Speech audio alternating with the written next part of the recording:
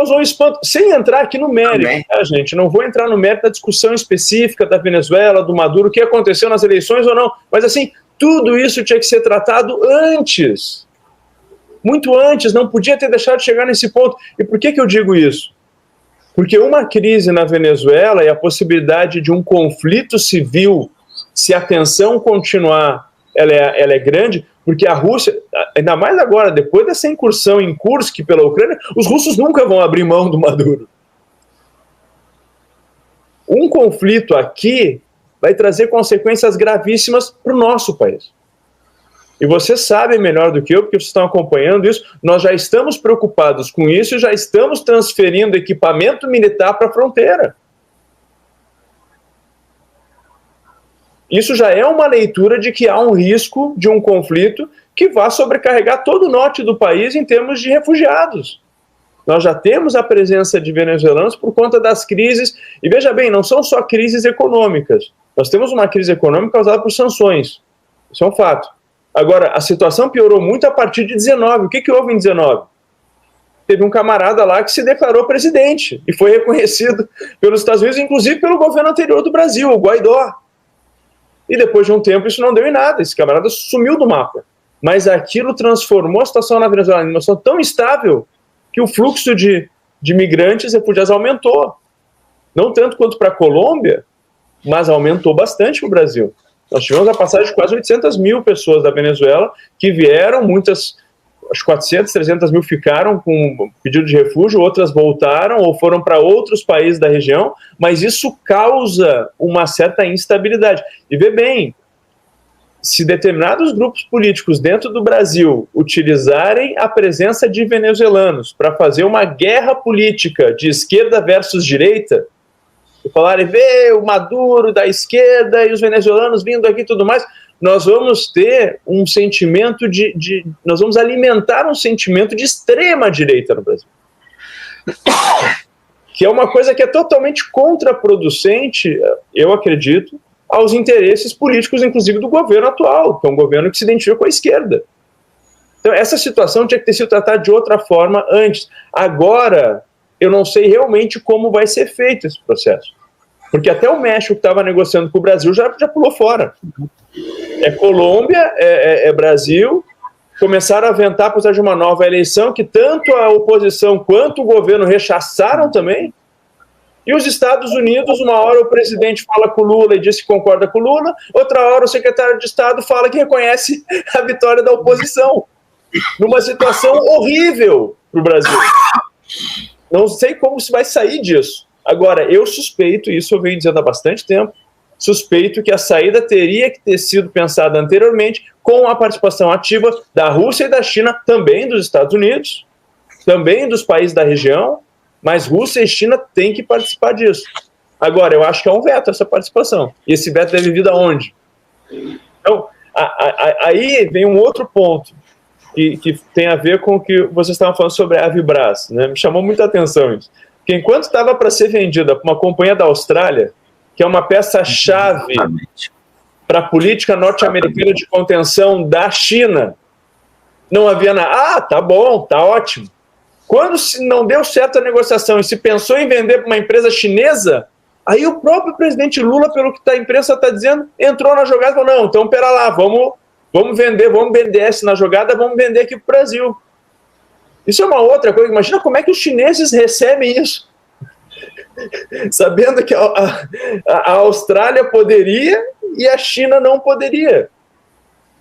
E é uma coisa complicadíssima. Outro exemplo na parte de defesa e de venda de material, né, como vocês falaram, o Brasil não vai exportar para os Estados Unidos.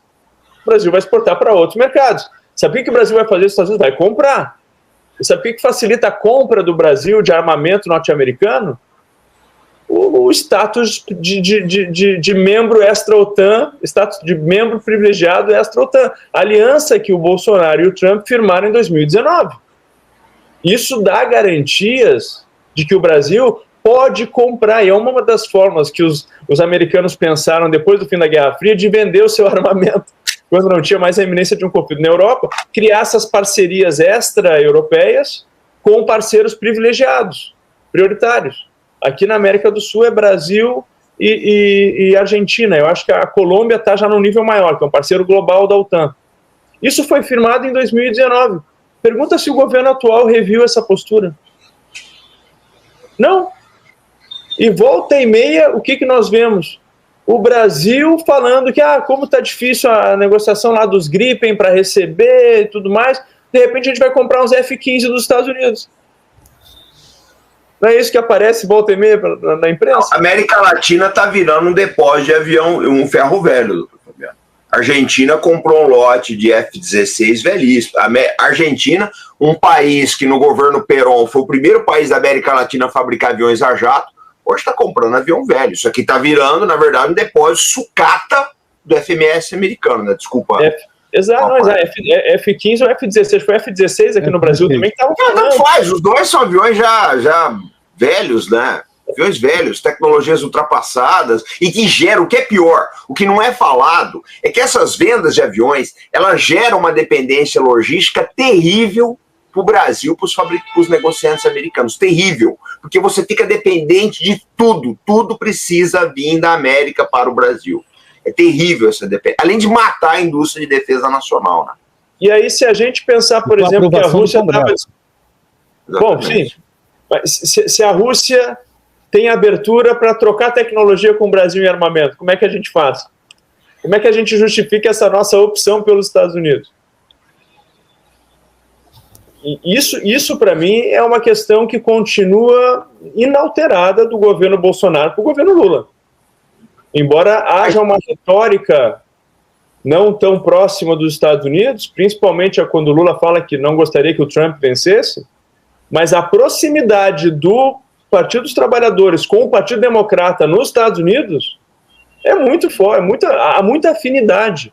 E aí, eu muitas vezes, pelo que a gente leu na imprensa e relatos de relatórios, né, que circulam por aí, a gente sabe que houve uma ação bastante forte do governo americano para tentar reconhecer a vitória do Lula depois das eleições de imediato, para evitar qualquer tipo de contestação. E aí eu brinco que eu acho que tem um passivo aí a ser pago. Mas, gente, na política, esses passivos duram muito pouco, porque as coisas podem mudar de uma hora para outra e aquela pessoa que você acha que você tem uma gratidão pode não estar mais no poder, primeiro, ou pode ter mudado de aliado mais importante. Mas, doutor, aí que tá o grande X da questão. Olha só, deixa eu contar uma coisa. Ô, Ricardo, essa aqui é interessante. Toda segunda-feira eu faço uma análise internacional com o Rui Costa Pimenta, lá do Partido da Causa Operária. Toda segunda a gente tem é bacana, um programa muito bom aqui. E eu e o Rui, a gente tem uma discordância. Porque ele acha que Trump e Biden é a mesma coisa. Eu concordo com ele nesse ponto. É Trump e Kamala agora, né? É a mesma coisa. Só que tem um problema. A entrada de um Trump, ela vai acirrar muita polarização no Brasil. Isso a gente não tem dúvidas disso. Cada vez que o Trump sobe nas pesquisas, a gente vê muita coisa. Quer dizer, é complicado esse cenário que a gente tem pela frente, né? E aí, mais uma coisa, Farinato, assim, o Trump já falou várias vezes que ele teria acabado com os problemas da Venezuela invadindo a Venezuela. Aí eu já não sei se ele vai ter... Porque você não consegue fazer Aí até é bom o Cabral dar o pitaco dele aí como militar, mas eu acho que não dá para fazer alguma coisa na Venezuela sem participação do Brasil, no mínimo sem apoio do Brasil, né? Pois é, mas eu acho que a história recente mostra que os americanos têm sido bastante... A gente não esperava um contra-ataque do Império nessa intensidade, né? Eles têm agido pensando num curto prazo, né? O que foi a entrada no Afeganistão, a saída do Afeganistão, pior, né? O que foi a entrada no Iraque, inclusive essa foi a pior de todas, em termos de justificativa para isso, né? Relacionando o governo do Saddam Hussein à Al-Qaeda, uma correlação completamente espúria, que foi feita com armas de destruição em massa, a pressão toda na Agência Internacional de Armas Químicas. Lembra? Tinha um brasileiro, inclusive, que era o secretário-geral dessa organização, e ele foi tirado por pressão dos Estados Unidos. Sim, o Bustani. Tem tantos exemplos que a gente pode encontrar de que, às vezes, a racionalidade que a gente acha que os estados têm que ter, porque quem está lá no topo do estado são as pessoas mais qualificadas, muitas vezes a gente perde isso. Bom, quantos secretários do Trump hoje em dia já estão fazendo campanha para Kamala Harris. O Bolton é um deles. Está o tempo todo falando que não tinha planejamento nenhum no que eles faziam.